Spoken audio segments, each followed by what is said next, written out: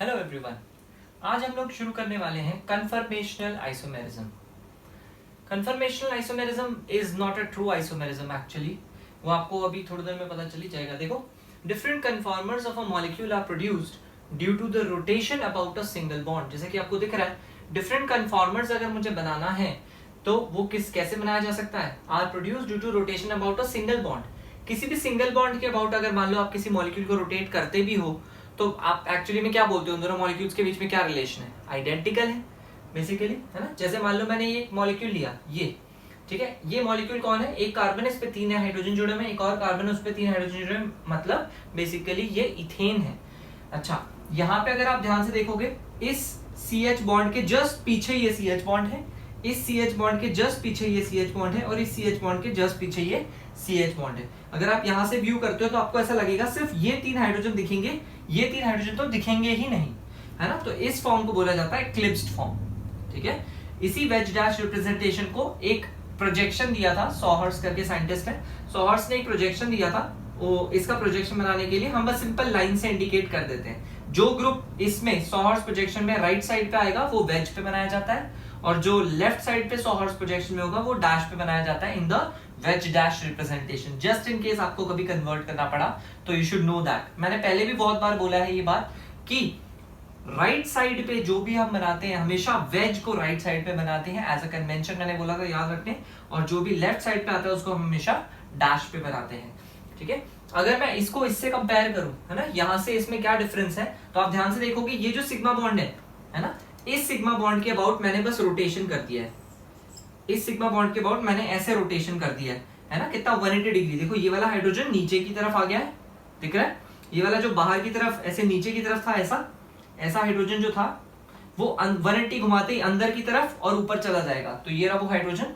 Similarly वो जो अंदर की तरफ था वो बाहर की ओर इस तरीके से निकल आया है, ठीक है। तो बेसिकली मैंने इस सिग्मा बॉन्ड के अबाउट रोटेशन किया है, ठीक है, और इससे हमने ये बना दिया है, ठीक है, सिर्फ रोटेशन करके।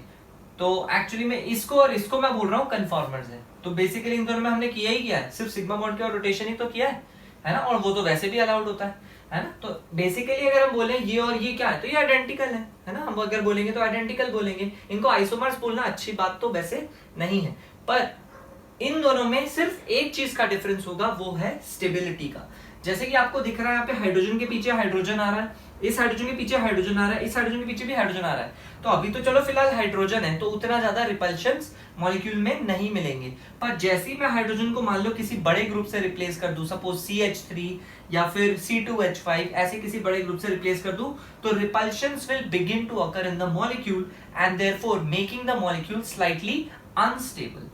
इस वजह से अगर मैं इसके कंपैरिजन में इस मॉलिक्यूल को देखूं तो ध्यान से देखना, इस हाइड्रोजन के पीछे मुझे कोई हाइड्रोजन नहीं दिख रहा। सिमिलरली ये हाइड्रोजन ऐसा बाहर की तरफ आ रहा है, मतलब it is somewhat in between these two bonds, है ना, ऐसा करके बीच में से निकल रहा है, ठीक है। ये वाला हाइड्रोजन ऐसा पीछे की तरफ अंदर की तरफ जा रहा है, अगेन वो भी किसी भी बॉन्ड को एक्लिप्स नहीं कर रहा है, ठीक है। तो इससे आप समझ सकते हो कि यहाँ पे अगर कोई मैं भारी ग्रुप लगा भी दूं तो this will always be relatively more stable than the eclipsed form, ठीक है। इसका मैंने आपको सॉहर्स प्रोजेक्शन भी बना के बता दिया। जैसे जैसे आप बस वेज डैश में बनाते हो उसको बस सिंपल लाइन से ड्रॉ कर दो, दैट्स इट। और ये कन्वेंशन ध्यान रखना है कि राइट साइड वाला, जो भी राइट साइड वाला होता है वो वेज माना जाता है, जो भी लेफ्ट साइड वाला है वो डैश पे माना जाता है। ये कन्वेंशन ध्यान रखना, ठीक है। इसके बारे में मैंने कुछ लिखा भी है, देख लो। Different conformers of a molecule are produced due to rotation about a single bond, जो कि मैंने अभी आपको समझाया। The only difference in their properties is their stability, है ना। इन दोनों में क्या डिफरेंस है? सिर्फ एक ही डिफरेंस है, वो है स्टेबिलिटी का। Rest all the physical and chemical properties are same. इसी वजह से कन्फर्मेशनल आइसोमर्स, जिनको मैं कन्फॉर्मर्स भी बोल रहा हूं, they are not true isomers.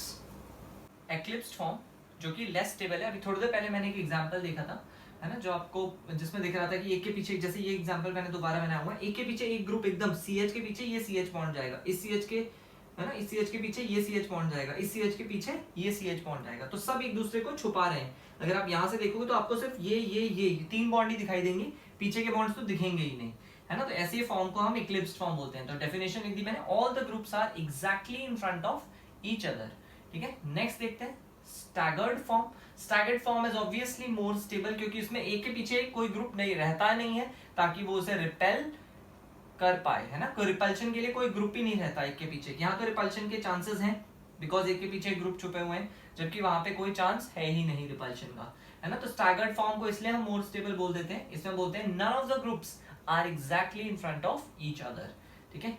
अच्छा, एक हमने प्रोजेक्शन अभी थोड़ी देर पहले लिखा था, वो था सॉहॉर्स प्रोजेक्शन। नेक्स्ट एक और साइंटिस्ट ने अपना प्रोजेक्शन भी दिया, that is Newman projection. Basically Newman projection जो है आपको दिखेगा, दो कार्बन्स को आप इसमें इजीली बना सकते हो। कैसा होता है Newman projection? It is a view from this side. अगर आप इस साइड से देख रहे हो तो आपको देखना कैसा दिखेगा। इसको बनाने का तरीका देखते हैं। पहले तो आप एक सर्कल सा बना दोगे। सर्कल बनाने के बाद ये जो फ्रंट कार्बन है, ये फ्रंट कार्बन आप यहाँ सेंटर पे बनाते हो, ठीक है। फ्रंट कार्बन बनाने के बाद आपको ये दिख रहे हैं 3 बॉन्ड्स। इन 3 बॉन्ड्स को आप ऐसे बना दोगे। ये 3 बॉन्ड्स आपने बना दिए, ये फ्रंट कार्बन का व्यू हो गया जब आप यहां से देखोगे तो, ठीक है। तो आपको क्या दिखेगा? यहाँ पे हाइड्रोजन दिखेगा, यहाँ पे हाइड्रोजन दिखेगा और यहाँ पे हाइड्रोजन दिखेगा। ये मैंने सर्कल बनाया। इसके पीछे देखो, इसके पीछे जाएगा ये वाला कार्बन, इसके जस्ट पीछे जाएगा तो ऑब्वियसली आपको दिखने वाला तो है नहीं, है ना। बट उसको इमेजिन करने के लिए मैं थोड़ा सा इसके आगे ऐसा करके हाइड्रोजन दिखा देता हूं, है ना, ताकि आपको बस थोड़ा सा फील आ जाए कि हाँ भाई वो उसके पीछे छुपा हुआ है, ठीक है। ये इस बॉन्ड के पीछे छुपा हुआ है। सिमिलरली इसके पीछे मैंने ऐसा बना दिया, है ना। कायदे से आपको वो दिखेगा ही नहीं, पीछे कार्बन है उससे ये 3 हाइड्रोजन जुड़े हुए हैं ना। ये वाला कार्बन पीछे है, रेयर कार्बन है वो। ये जो ये लेफ्ट वाला कार्बन है उसको हम फ्रंट में बनाते हैं, फ्रंट कार्बन बोलते हैं उसे। और ये जो पीछे वाला कार्बन है उसको हम पीछे बनाते हैं, वो दिखता ही नहीं है, है ना। तो उससे जुड़े हुए जो ग्रुप्स हैं वो इनके पीछे पीछे पीछे छुप जाएंगे। ऑब्वियसली यहाँ पे आपको ज्यादा अच्छा क्लियर अंडरस्टैंडिंग मिलता है एक्लिप्स्ड फॉर्म का, ठीक है। ऐसे अगर आप देखोगे तो आपको ज्यादा बेटर व्यू मिलता है एक्लिप्स्ड फॉर्म का। सिमिलरली अगर आप इस वाले फॉर्म को अगर यहाँ से देखोगे, देखना तो कैसा दिखेगा। पहले तो मैं फ्रंट कार्बन बना दूं, है ना। फ्रंट कार्बन बनाते टाइम मैंने ऐसा सर्कल बनाया, यहाँ फ्रंट कार्बन बनता है। उसके बाद ये 3 बॉन्ड्स मुझे दिख रहे हैं, तो ये 3 बॉन्ड्स मैंने ऐसा बना दिए।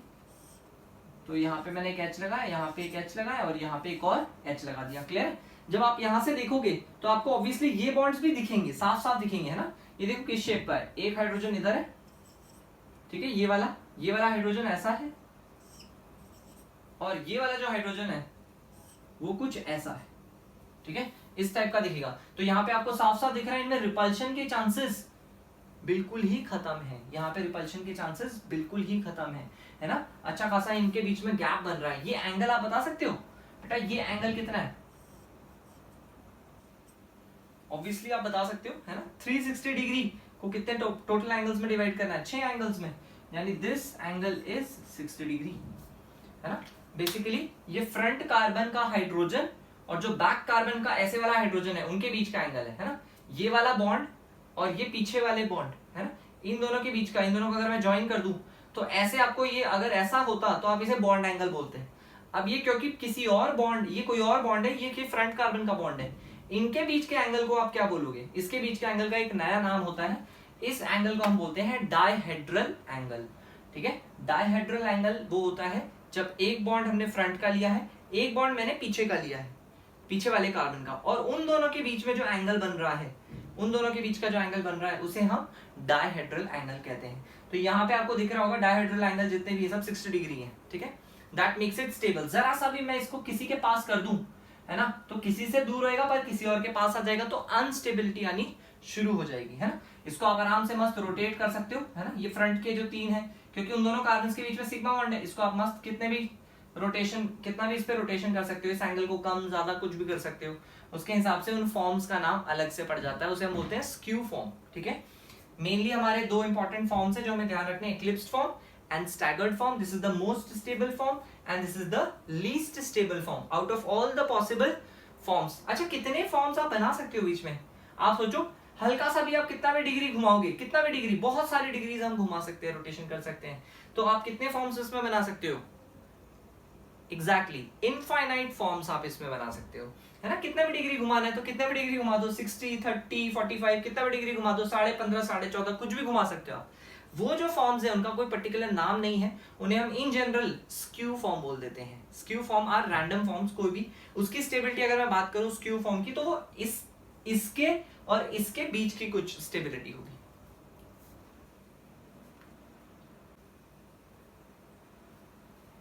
every 60 degree turn about a carbon changes the conformer from eclipsed to staggered form and vice versa.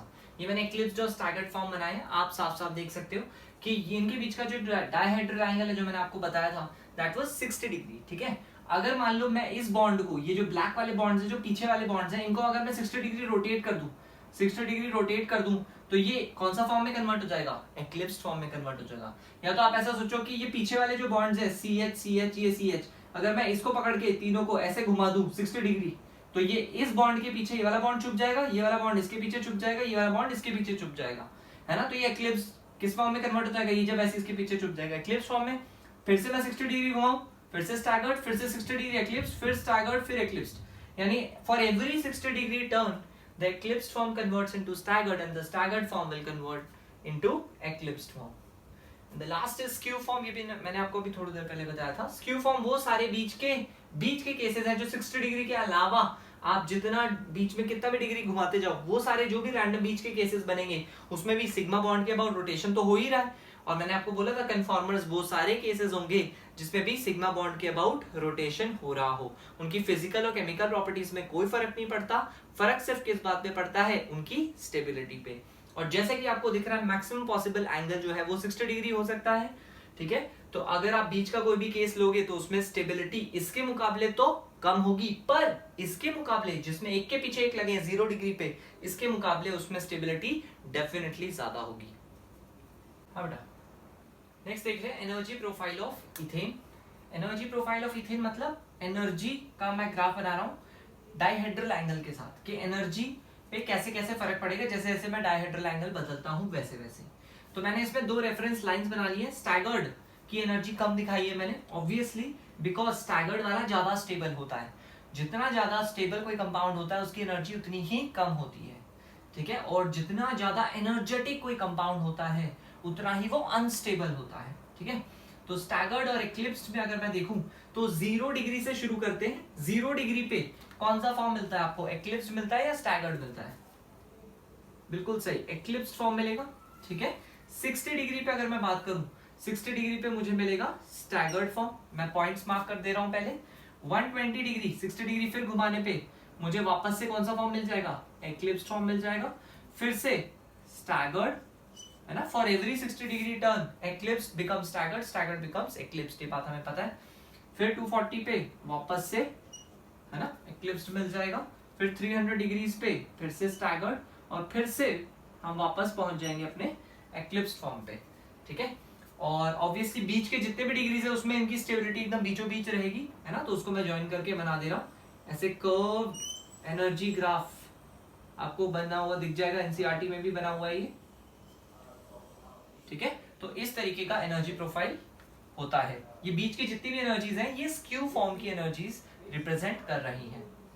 Conformation between second and third carbon of butane. इससे पहले हमने जो केस देखा था वो इथेन का केस था. इथेन में हमने एक्लिप्स्ड और स्टैगर्ड फॉर्म देखा था. उसकी एनर्जी प्रोफाइल बनाई थी कि डायहेड्रल एंगल बदलते जैसे जैसे हम जाएंगे तो उसके एनर्जी पे क्या क्या फर्क पड़ेगा. अब हम बात करते हैं conformation between second and third carbon of butane, है ना. ये मैंने आईयूपीएसी नंबरिंग के हिसाब से सेकंड और थर्ड कार्बन आपको बोला है.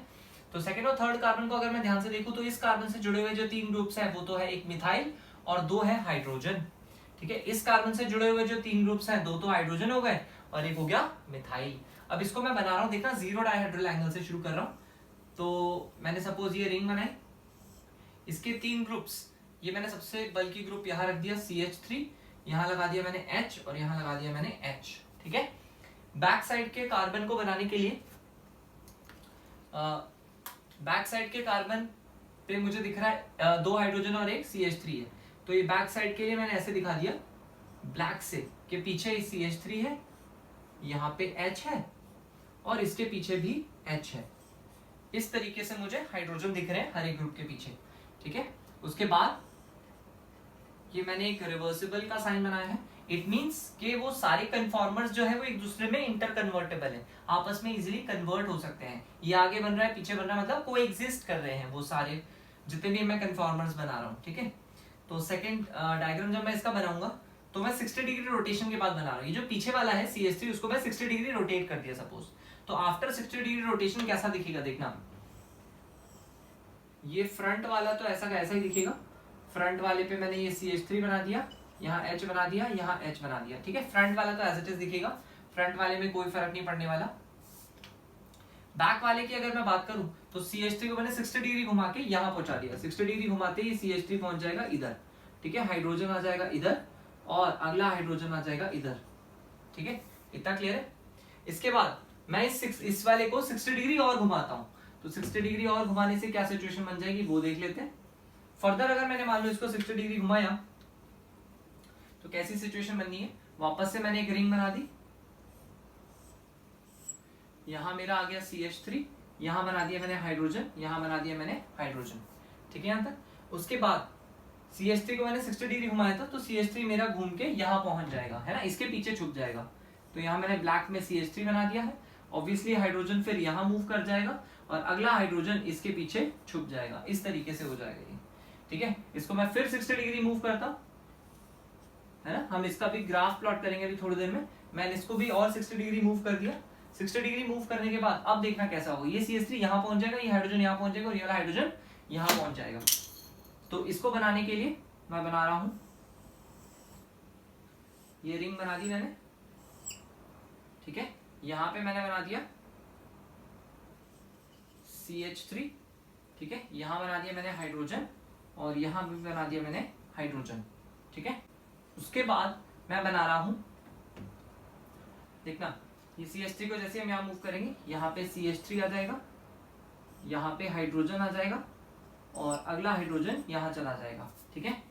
इसके बाद मैं यहाँ कंटिन्यू कर रहा हूँ, 60 डिग्री और रोटेशन किया मैंने, 60 डिग्री और रोटेशन करूंगा तो यहाँ पहुंच जाएगा, ठीक है। तो नेक्स्ट सिचुएशन बना रहा हूं मैं, नेक्स्ट सिचुएशन कैसी बनेगी, ये सर्कल बना दिया मैंने, सर्कल पे जो थे ग्रुप्स वो तो वैसे के वैसे ही हैं, यहाँ CH3, यहाँ हाइड्रोजन, यहाँ हाइड्रोजन, ठीक है। उसके बाद बाकी ग्रुप्स में ब्लैक से बना दूं, तो यहाँ पे आपको दिख रहा है हाइड्रोजन, यहाँ पे दिख रहा है हाइड्रोजन और यहाँ पे बन गया CH3, सॉरी इसको मैंने और आगे किया था, रिपीट कर दिया मैंने ये। तो ये CH3 अगर मैं आगे मूव कर दूं तो यहाँ पहुंच जाएगा ये CH3, ये H पहुंच जाएगा इसके पीछे और जो अगला वाला H है वो पहुंच जाएगा इसके पीछे, ठीक है। ऐसी सिचुएशन बन जाएगी। इसके बाद फर्दर एक राउंड और बचा है, उसके बाद तो ओरिजिनल फिगर ही आ जाएगा, ठीक है। तो अगला डायग्राम देख लेते हैं। अगले डायग्राम में वापस से मैं ये सर्कल बना दे रहा हूं, ये फ्रंट वाला तो एज इट इज दिख रहा है आपको, CH3 यहाँ हाइड्रोजन, यहाँ हाइड्रोजन, ठीक है। और जो ब्लैक वाला पोर्शन है वो CH3 मूव करके यहाँ पहुंच जाएगा, CH3 यहाँ पहुंच गया, H आपका यहाँ पहुंच गया और अगला H यहाँ पहुंच गया, ठीक है। इसको अगर मैंने फर्दर 60 डिग्री रोटेट किया ना तो आप वापस इस वाले स्ट्रक्चर पे पहुंच जाओगे, वापस से इस स्ट्रक्चर पे पहुंच जाओगे। तो आई होप आपको ये स्ट्रक्चर समझ आए। 60 डिग्री रोटेट करके यहाँ पहुंचे, फिर 60 घुमाया एक्लिप्स, फिर 60 घुमाया स्टैगर्ड, फिर 60 घुमा के एक्लिप्स और फिर से इसके बाद फिर से हमने 60 डिग्री घुमाया, फिर से स्टैगर्ड और फिर से अगर 60 डिग्री घुमाओगे वापस से एक्लिप्स पे पहुंच जाओगे, ठीक है। इसको मैं नंबर कर देता हूं, बाद में काम आएगा, ठीक है। इस वाले को सपोज मैंने 1 मार्क कर दिया, दिस इज 2, ठीक है। दिस वाला conformer is 3, this is 4, this is 5 and this is 6, ठीक है। ये मार्क मैंने कर दिया है, इसलिए मार्क किया है कि थोड़ी देर बाद मैं नंबर्स को यूज करूंगा। ध्यान से देखना, बस एक चीज यहाँ पे आप समझ लो, अगर मैं स्टेबिलिटी की बात करूं, मेरे पास देखो 3 तो स्टैगर्ड फॉर्म्स हैं, सेकंड वाला स्टैगर्ड फॉर्म है, फोर्थ वाला स्टैगर्ड फॉर्म है और ये सिक्स्थ वाला स्टैगर्ड फॉर्म है, ठीक है। ये 3 स्टैगर्ड फॉर्म्स है।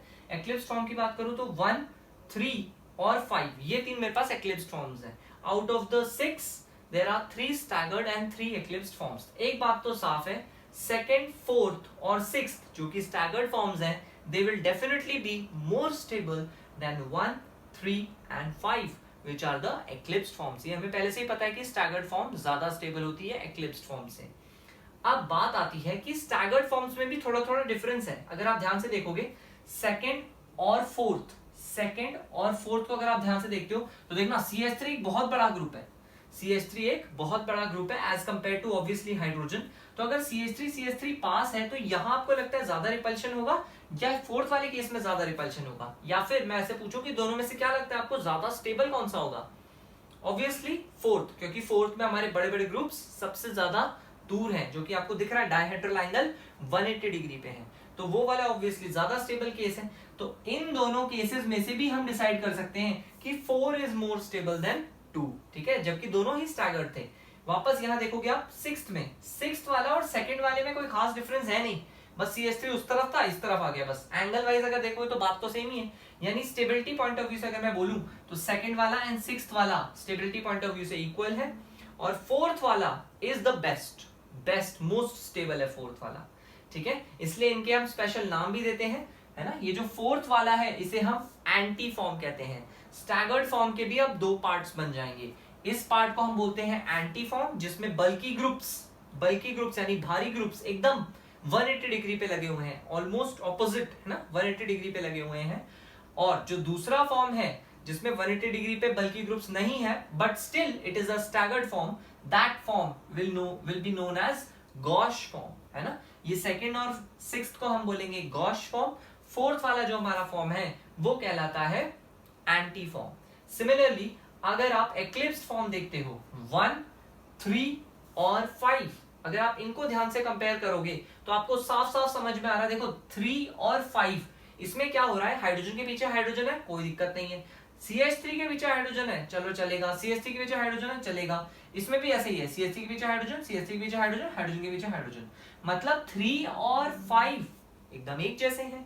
बट अगर आप 1 को कंपेयर करोगे इनसे तो बल्की ग्रुप के एग्जैक्ट पीछे बल्की ग्रुप है, इसमें होगा सबसे ज्यादा भयंकर रिपल्शन, इसलिए ये मोस्ट अनस्टेबल बोला जाएगा। मतलब एक्लिप्स्ड वाले तो वैसे ही कम स्टेबल होते हैं, ये उसमें भी और कम स्टेबल है।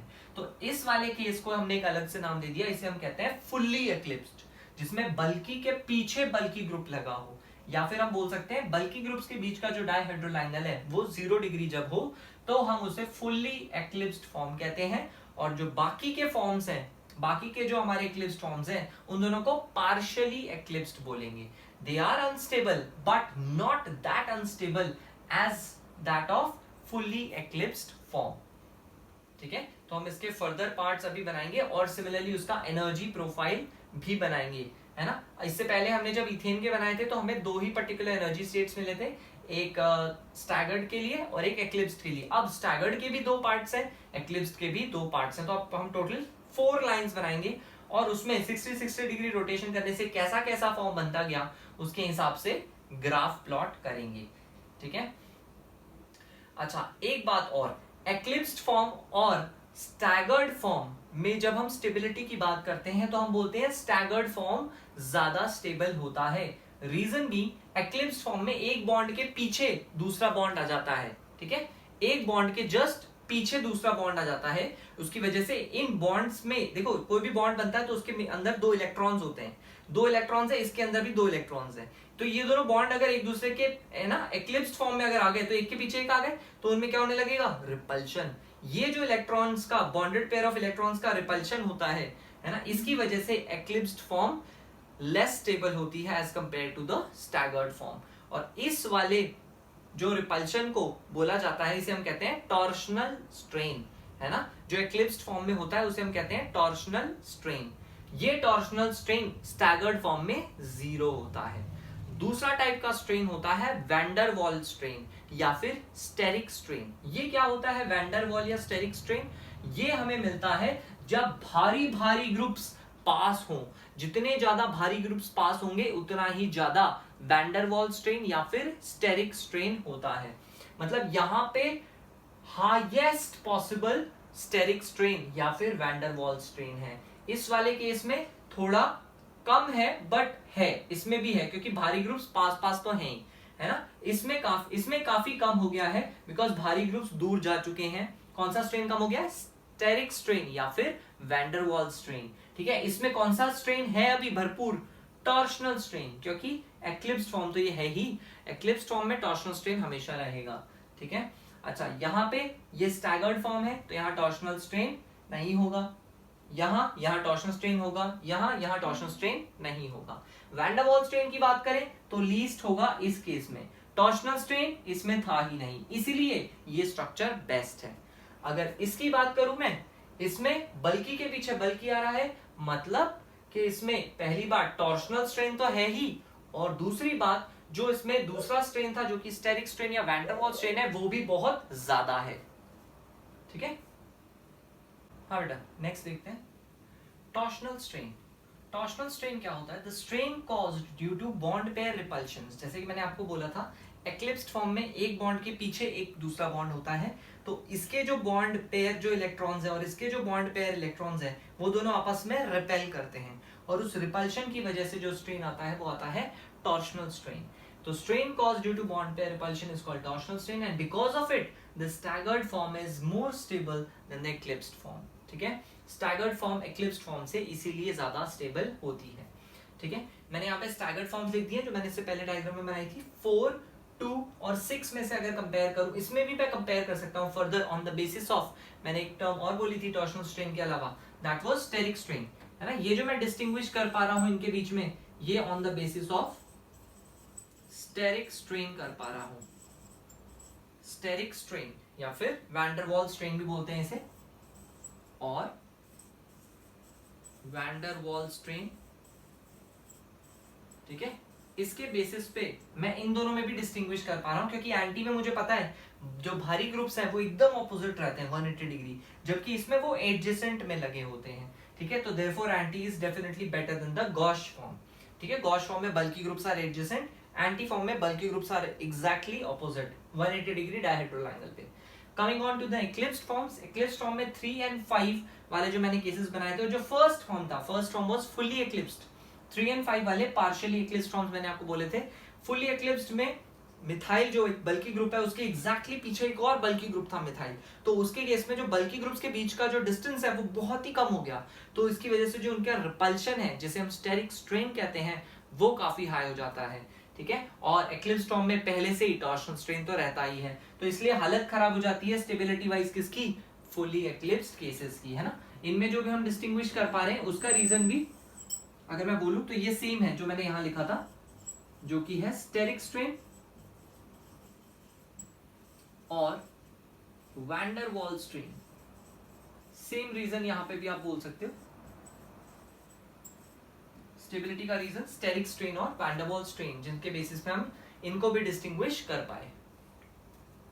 नेक्स्ट डेफिनेशन देखते हैं, the second definition, steric strain और वैन डर वाल्स स्ट्रेन। जैसे कि हमने बोला था, the strain caused in a molecule when bulky groups are closer. Bulky groups जितने ज्यादा क्लोज होते हैं उतना ज्यादा मॉलिक्यूल में जो स्ट्रेन आता है, that strain is known as the steric strain और the van der Waal strain. Next definition मैंने यहाँ लिखी है एंटी फॉर्म की। एंटी फॉर्म कौन सा फॉर्म होता था भाई? The most stable staggered form in which the bulky groups are farthest, है ना।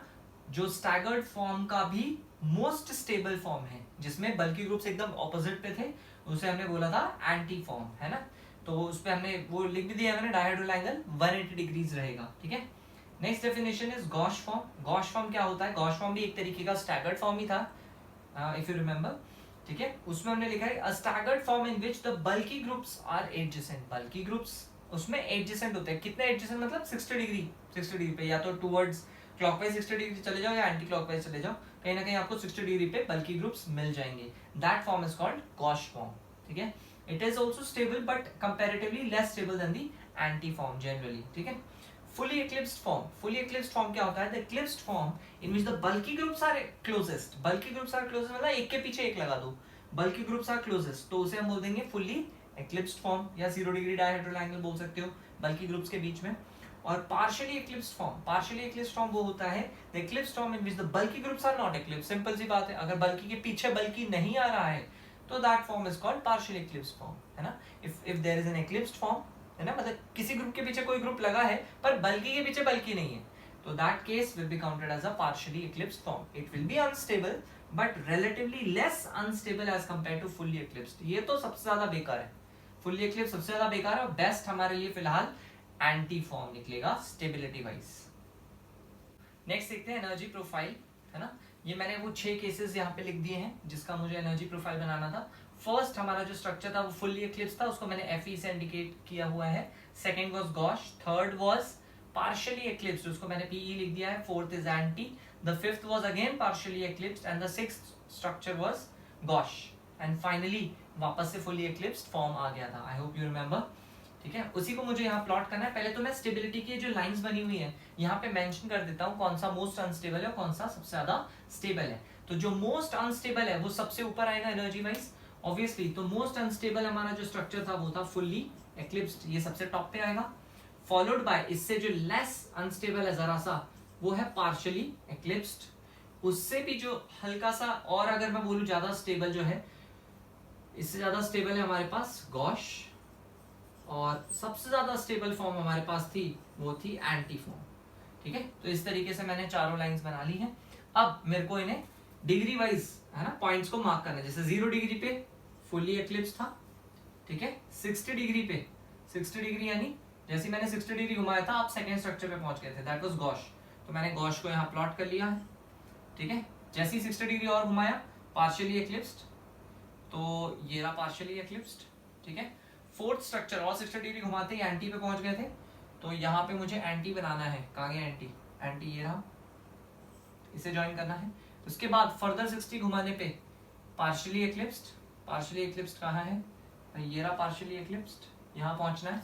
फिर 60 डिग्री और घुमाने पे गॉश पे पहुंच जाना है। ठीक है, गॉश पे अगर मैं पहुंचूंगा यहाँ पे, हाँ गॉश स्ट्रक्चर, गॉश कहाँ है? ये रहा, तो यहाँ पे मैं गॉश पे पहुंच गया हूँ। ठीक है, अगर मान लो मैं और 60 डिग्री घुमाता हूँ तो वापस मैं फर्स्ट स्ट्रक्चर पे पहुंच गया था, तो मैं वापस से 360 करने के बाद मैं फर्स्ट स्ट्रक्चर को दोबारा पॉइंट आउट कर दे रहा हूँ। 360 पे हम वापस से फर्स्ट स्ट्रक्चर पे पहुंच जाएंगे जो कि हमारा फुल्ली एक्लिप्स फॉर्म था। ठीक है, अब मुझे इन पॉइंट्स को ज्वाइन करना है। तो देखना कर्व से ज्वाइन करूंगा, एक स्मूथ कर्व से हम इसे ज्वाइन करते जाएंगे। इस टाइप का कुछ ग्राफ आपको मिलेगा, इस टाइप का एनर्जी प्रोफाइल होता है। ठीक है, इस टाइप का कुछ एनर्जी प्रोफाइल होता है जब हम सेकेंड और थर्ड कार्बन ऑफ ब्यूटेन को प्लॉट करें वर्सेस डाइहाइड्रोल एंगल।